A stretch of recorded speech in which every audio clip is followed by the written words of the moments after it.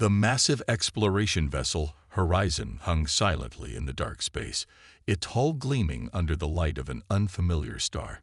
Inside the ship's main control room, Captain Tom Rogers stared at the holographic display with a mix of wonder and concern. The newly discovered planet below them pulsed with strange energy readings unlike anything they'd seen before. "Captain, these biological signatures are off the charts," said Jack Wilson, the ship's lead scientist. He adjusted his glasses as he studied the scrolling data. The entire surface appears to be covered in some sort of plant life, but the neural activity, it's almost like the whole planet is thinking. Tom leaned forward, his weathered face reflecting the purple glow from the planet's surface. After 20 years of deep space exploration, he thought he'd seen everything. He was wrong. "Any response to our scanning signals?" he asked Mary, the communications officer. "Nothing concrete, sir," she replied, her fingers dancing over the control panel. "But there's definitely some kind of pattern in the background noise. It's almost like the planet is whispering." The discovery protocol was clear. Any new planet showing signs of intelligent life required immediate investigation. Tom knew the risks, but humanity hadn't reached the stars by being cautious. "Prepare the landing pod," he ordered. "I want a 4-person team ready in 30 minutes, full containment suits and extra sensors." The chosen team consisted of Tom himself, Jack the scientist, Pete the security chief, and Linda the biologist. As their small pod descended through the purple atmosphere, they could see the strange landscape becoming clearer. The entire surface was covered in dark purple vegetation that seemed to move even without wind. "Look at that," Linda whispered, pressing her hand against the pod's window. "The plants are growing in geometric patterns. This isn't natural evolution. There's intelligence here." The pod landed in a small clearing, though clearing wasn't quite the right word. The plants had simply moved aside, creating a perfect circle for their landing. The team watched through the pod's cameras as the vegetation continued to shift and ripple around them. "Everyone check your suit seals," Tom commanded. "No chances today." They stepped out onto the surface one by one. The ground felt solid despite being covered in a thin layer of purple moss. Tall tree-like structures swayed around them, their branches covered in what looked like eyes. Thousands of tiny purple orbs that tracked their movement. Jack waved his scanner slowly around them. "The neural activity is incredible. These plants are communicating with each other. The entire planet is like one giant brain." "Keep close," Pete warned, his hand resting on his weapon. 20 years of security work had taught him to trust his instincts, and right now every instinct was screaming danger. Linda moved forward to collect samples, her collection kit ready. As she reached for a small tendril of the plant, the entire area around them seemed to pulse with a deep purple light. "Wait," Tom started to say, but it was too late. The plants didn't just react. They responded. Every surface around them began to glow with increasing intensity. The team's neural monitors started blaring warnings as invisible waves of psychic energy washed over their protective suits. "Back to the pod," Tom shouted. "Move." But the plants were faster. Tendrils of purple vegetation whipped through the air, trying to wrap around their suits. Pete fired his plasma cutter, creating a path back to the pod. But where the plants were cut, they grew back even thicker. "They're learning," Jack yelled, his scanner beeping frantically. "They're adapting to our technology in real time." The team barely made it back to the pod, sealing the door just as the plants began to cover the hull. Through the windows, they could see the vegetation changing color, developing new patterns and structures before their eyes. As the pod lifted off, breaking free of the grasping tendrils, Tom looked down at the surface. The clearing where they had landed was gone, replaced by a perfect spiral pattern of purple plants that pulsed with intelligent light. "Send an emergency message to Earth Command," he ordered Mary through the comlink. "Tell them we found something. Something big. And tell them," he paused, watching the planet recede below them. "Tell them we're going to need a lot more scientists." The Horizon's computers logged the discovery under a new classification, Class X biological entity. Humanity had just encountered its greatest challenge yet, and they didn't even know it. A week passed since the first landing on the Purple Planet. Captain Tom stood in the Horizon's research lab, watching the scientists work. The ship's computers had been running tests non-stop, trying to understand the strange plant life below. "We need samples," Jack insisted, showing the captain his latest readings. "Look at these patterns. The entire planet is changing. If we don't study it up close now, we might miss our chance." Tom looked at the 3 modified suits standing in the corner of the lab. The engineering team had worked day and night to improve them. Each suit now had triple-layer protection and new sensors. "One try," Tom said finally. "If anything goes wrong, we leave." "Understood." The team picked for the mission was smaller this time. Jack would lead, with Bill from security and Kate from biology joining him. Their landing pod touched down in a new location, far from the first landing site. As they stepped out, they noticed the changes immediately. The purple plants had grown taller, forming spiral towers that reached toward the sky. The ground beneath their feet glowed with each step, like the plants were tracking their movements. "This is amazing," Kate whispered, holding up her scanner. "The plants are growing in perfect mathematical patterns. It's like they're building something." Bill kept his plasma cutter ready, less admiring, more collecting. "Let's get what we came for and get out." Jack moved forward with his collection tools. The new equipment let them take samples without touching the plants directly. He carefully reached for a small piece of the glowing vegetation. The moment his tool touched the plant, everything changed. The purple glow around them grew stronger. The air filled with tiny, sparkling spores that danced like fireflies. At first, it was beautiful. Then they noticed the spores were moving with purpose, gathering in swirling clouds around their suits. "This isn't right," Bill said, checking his suit readings. "The spores, they're trying to get in." Kate's voice came through the comm, suddenly scared. "My suit's sensors are going crazy. These aren't just spores. They're like tiny machines."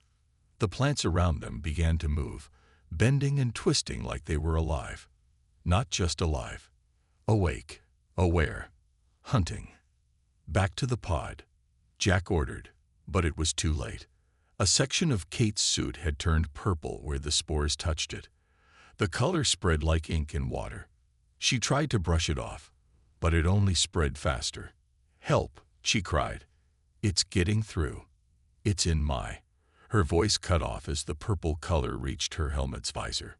Bill fired his plasma cutter, trying to clear a path through the moving plants. But where he cut them, they grew back stronger, thicker, more organized. "They're learning from us," Jack shouted. "The plants are copying our defensive moves." Kate stood still now, her suit completely covered in purple. When she spoke again, her voice was different. Calm. Strange. "We understand now. Your defenses are interesting." Jack and Bill ran for the pod, the plants reaching for them with glowing tendrils. They could hear Kate's voice behind them, speaking words that weren't her own. "Stay. Learn. Become." They made it to the pod, but barely. As they took off, they saw Kate walking into the forest of purple towers, becoming part of it. The plants moved with her, around her, through her. Back on the horizon, the emergency alarms were blaring. The ship's sensors showed massive changes happening on the planet's surface. The plants were spreading faster now, growing in patterns that looked eerily like human brainwaves. "Send an emergency signal to all ships in the sector," Tom ordered. "Tell them to stay away. Tell them." He looked at the planet through the main window, where huge purple structures were now visible from space. "Tell them we found something that learns, something that adapts, something that wants to understand us, by taking us apart."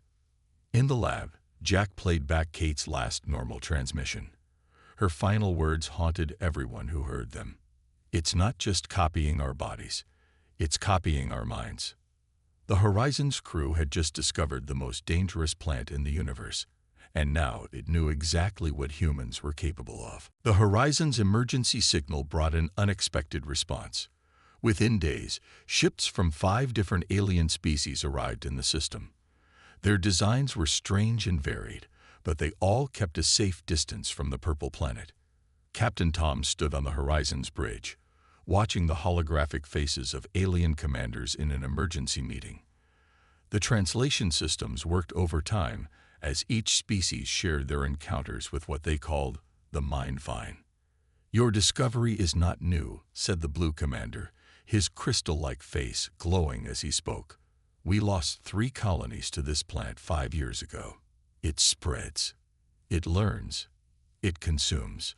Jack pulled up data on his tablet, showing the gathered commanders what they'd learned. "The plant's neural activity has increased by 300% since absorbing our crew member. It's not just growing, it's evolving." "Similar to what happened in the Spiral Arm," rumbled the rock commander, whose species looked like living stone. 2 of our mining worlds fell. The plant learned our stone-shaping technology. Now those worlds are covered in crystal forests that think. The alien commanders shared more stories. A desert world, now a purple jungle that could survive without water.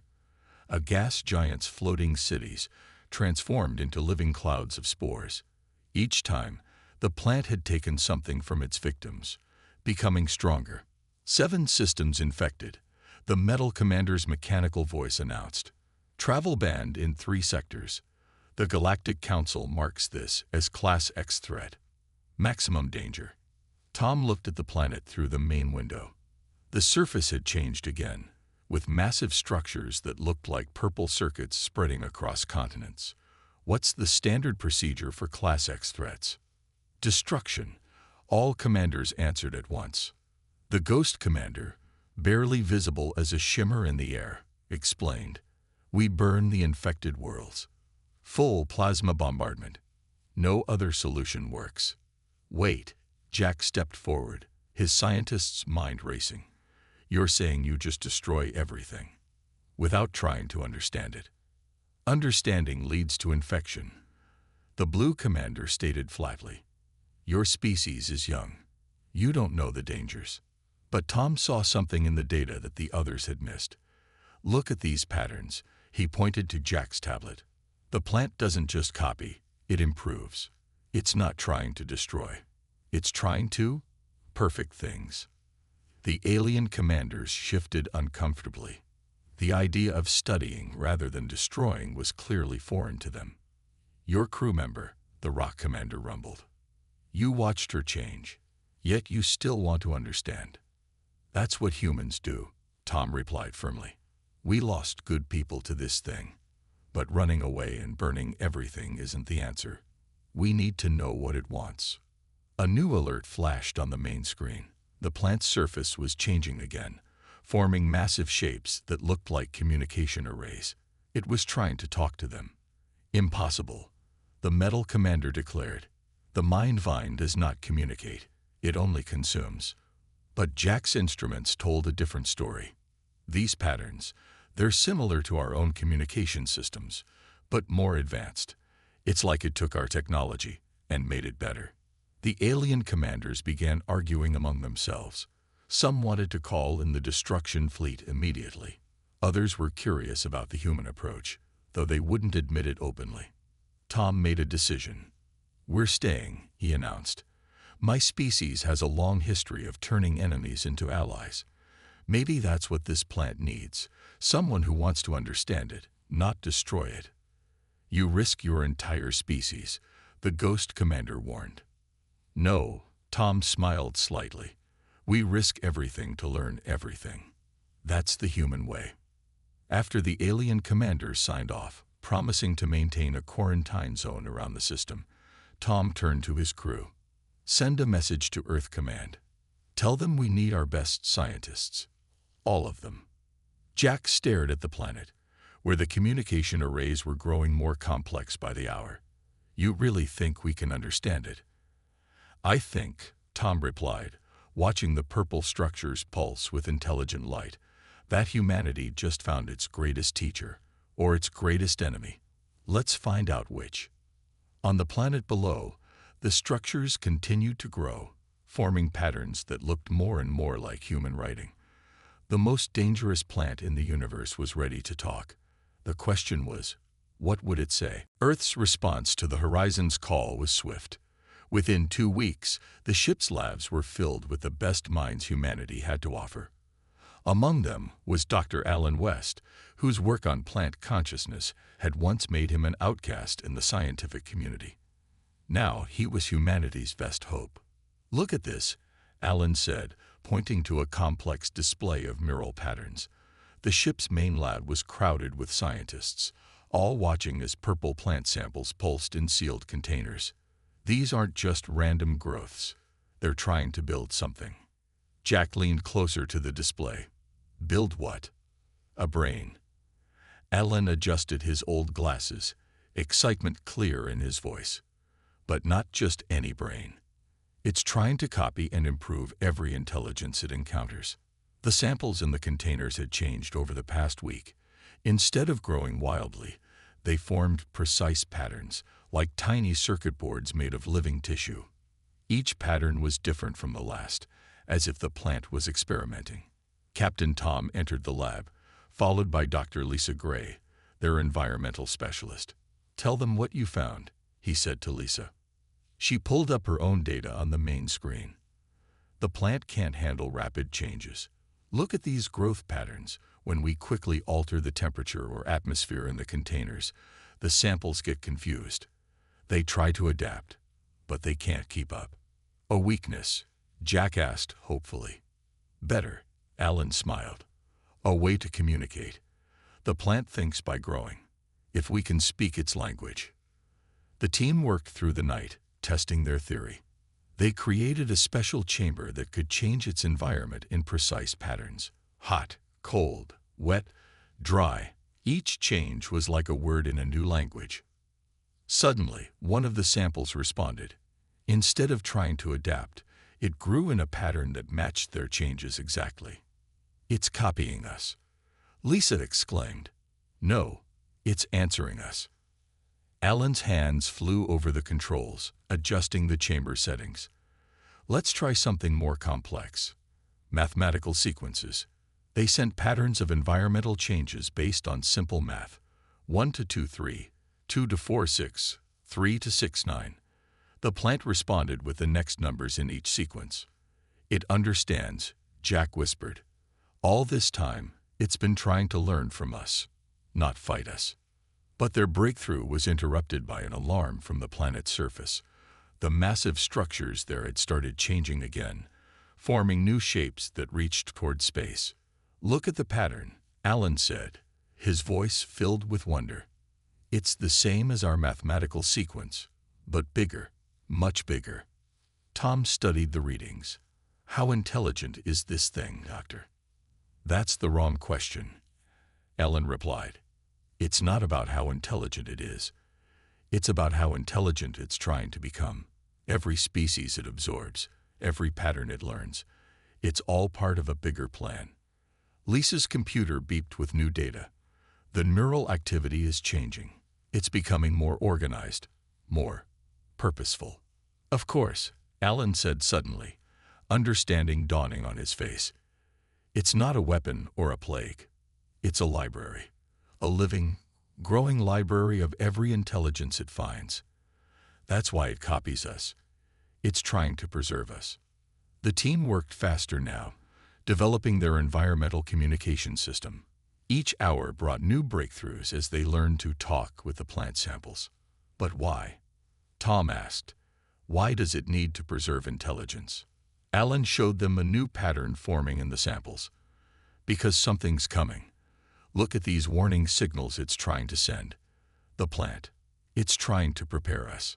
Jack looked at the data scrolling across his screen. "Prepare us for what?" Before Alan could answer, every plant sample in the lab suddenly grew in the exact same pattern. On the planet below, the massive structures pulsed with purple light, sending a clear message into space. "Not what," Alan said quietly, reading the pattern. "When. It's not just collecting intelligence, it's building an army." And whatever it's preparing for, it needs our help. Tom looked at his crew, then at the purple planet below.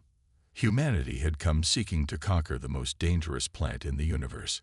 Instead, they might have found their greatest ally in a war they didn't even know was coming. The Horizon's main cargo bay had been transformed into a massive testing facility. Clear containers lined the walls, each holding different samples of the purple plant. But unlike the alien ships that had come before, the humans weren't trying to destroy it. They were trying to think like it. Dr. Allen stood before a group of engineers and scientists, pointing to his latest design. The plant doesn't just copy minds, it copies patterns, so we'll give it patterns it can trust. The team had built something new, a suit unlike anything before. Instead of blocking the plant's influence, this one was designed to communicate with it. The outer layer was covered in tiny sensors that could change temperature and electrical patterns, speaking the plant's language. "Are we sure about this?" Captain Tom asked, examining the suit. "Last time we got close, we lost people." "That's because we were strangers," Allen explained. "Now we're going to introduce ourselves properly." The first test subject was Allen himself. Despite everyone's protests, he insisted on being the one to try the new suit. As he put it on, Lisa monitored the readings from a safe distance. "Remember," she said through the comm, "if anything feels wrong, we pull you out immediately." The test chamber was filled with a small sample of the plant. As Allen stepped inside, everyone held their breath. The purple vegetation immediately responded, reaching toward him with glowing tendrils. But this time was different. The suit began its programmed sequence, changing temperature and electrical patterns in precise ways. It was like speaking in sentences. "Hello. We want to learn. We want to help." The plant stopped its advance. Then, incredibly, it began growing in matching patterns. Allen laughed in amazement. "It's working," he exclaimed. "It's actually talking back." Over the next few hours, the team refined their communication. They learned that the plant didn't just copy minds. It preserved them, kept them safe, made them better. Each pattern was a piece of knowledge, saved forever in living memory. But their breakthrough came when Jack noticed something strange in the neural patterns. "Look at this," he pointed to his screen. "The plant isn't just copying our patterns. It's improving them, making them more efficient. It's like it's teaching us." Allen studied the data. Not teaching, evolving. It's showing us how to evolve faster, better. That's why it absorbed those crew members. It wasn't attacking. It was trying to save them. The alien commanders, who had been watching from their ships, couldn't believe what they were seeing. The metal commander's voice crackled over the comm. "Impossible. The mind vine only destroys." "No," Tom replied, watching as Allen successfully communicated with larger and larger plant samples. "You just never tried to understand it." The team worked around the clock, improving their communication system. They developed new suits, better sensors, more complex ways to share information with the plant. Each success brought them closer to understanding its true purpose. Lisa made another discovery while studying the plant's growth patterns. "It's not random," she announced one morning. "These structures, these patterns, they're like backup systems. The plant isn't just preserving knowledge, it's protecting it."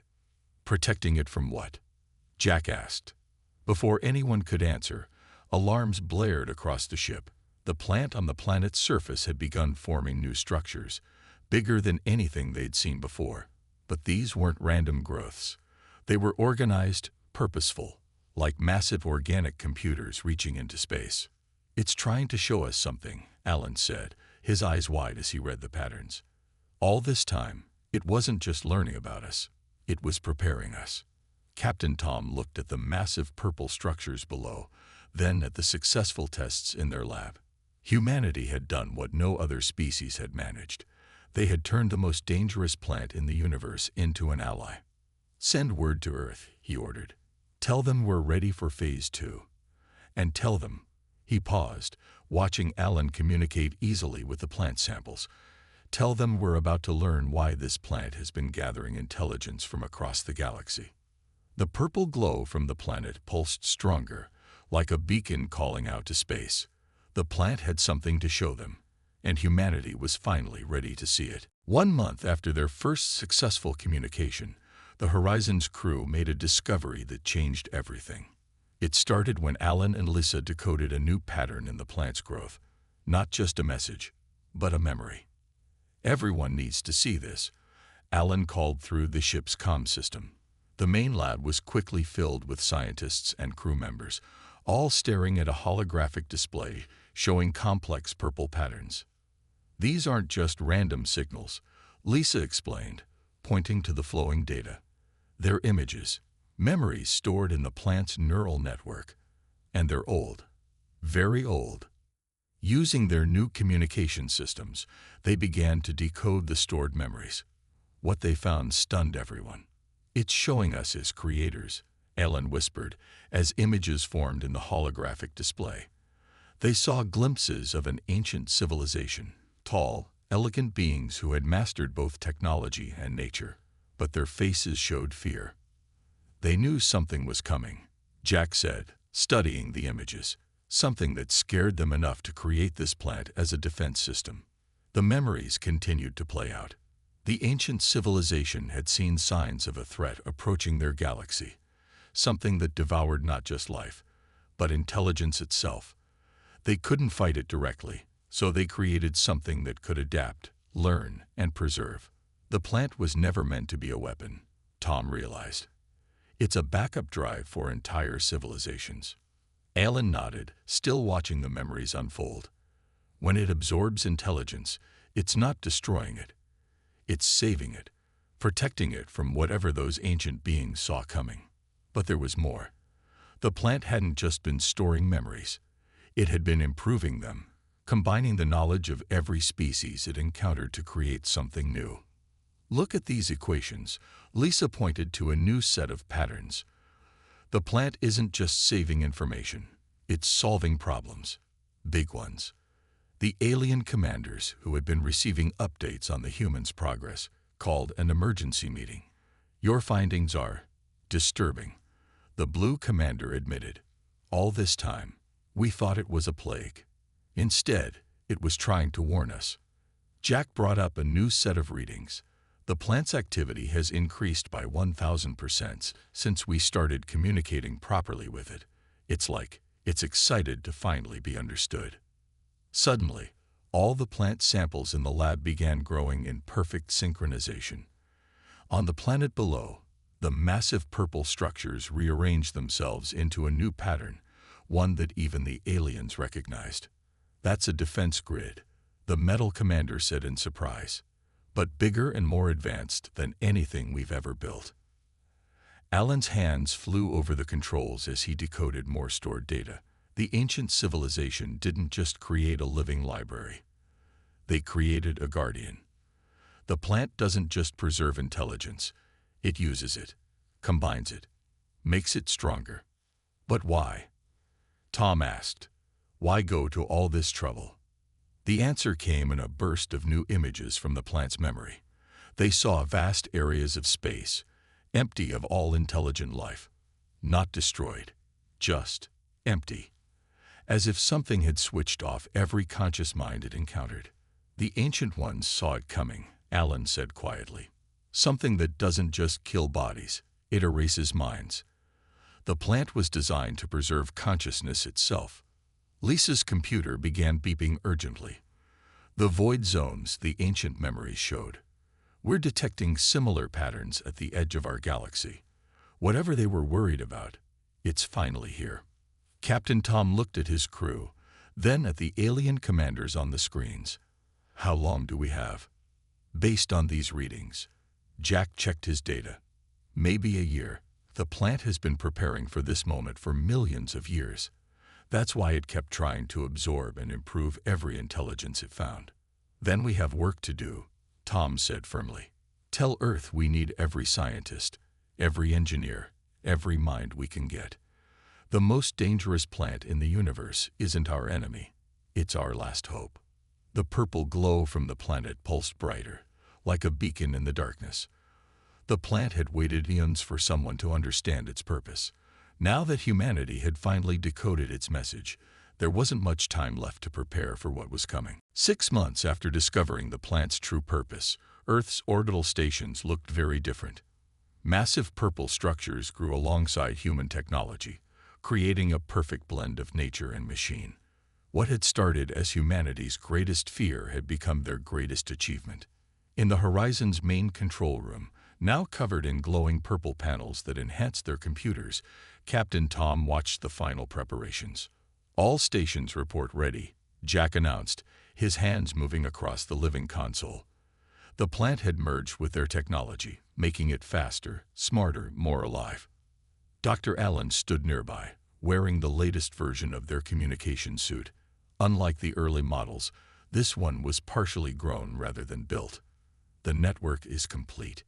Every major human settlement is connected to the defense grid. They weren't alone anymore. Ships from 50 alien species filled Earth's orbit, their own technology now enhanced by carefully controlled growth of the plant. The same plant they had once feared was now their shield against the approaching darkness. "Signal from the outer sensors," Lisa called out. Her station pulsed with purple light as it processed data faster than any human computer could. "The void is getting closer. 3 months until first contact." The alien commanders appeared on the main screen, their faces showing a mix of fear and hope. The blue commander spoke first. The Mindvine's predictions were correct. "The entity destroys all intelligence it touches. Conventional weapons are useless."